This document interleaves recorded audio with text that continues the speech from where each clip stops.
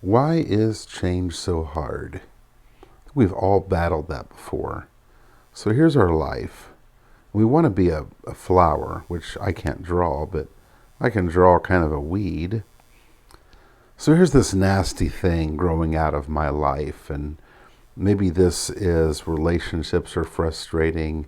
Maybe this is my career that's not going the way I planned it. Maybe here's habits I have.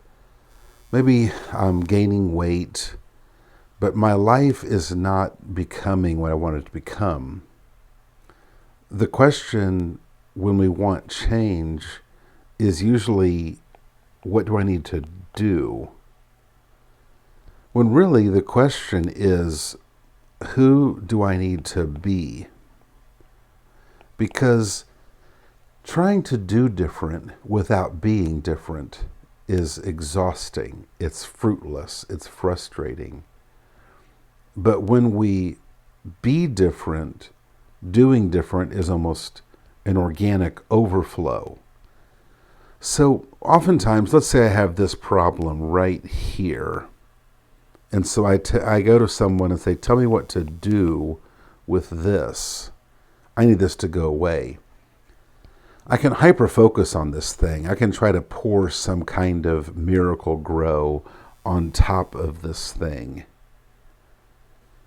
It seems like a good endeavor. I'm working on a thing. And I can research this component of my life, study it. I can try so many things. But it's hard to actually see change in that thing. Now, let me ask you this. If your life looks like this, let's say, where did all of this come from? Where did it come from? Well, it came from way down here.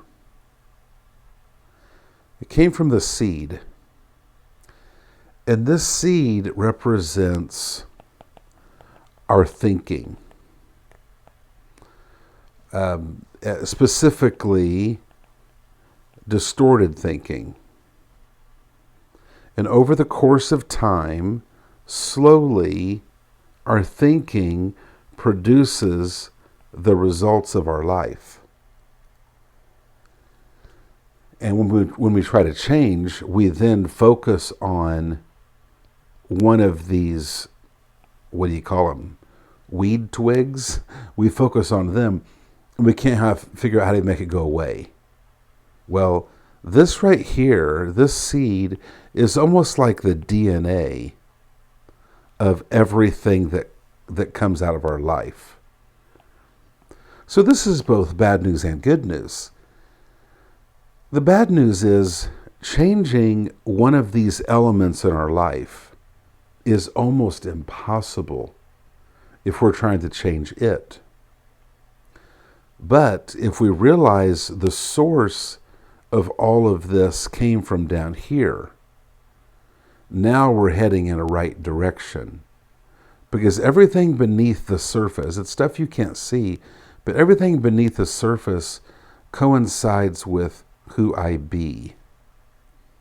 And when I start allowing who I be to get dug up and changed, then that can change what I do. Look at it this way. So what can happen is if I get different seed, and what's different seed? Different thinking. It's almost like I attach a intravenous supply into who I am, and slowly this different thinking can work its way into my life and produce, I'm not good at drawing fruit, well I guess these are grapes, it can produce different results that can kind of snuff out some of the junk I had growing. I'll never be perfect, but my life can be very different. But life becomes different when we change who we be. And so this represents, down here at the bottom, different ways of thinking.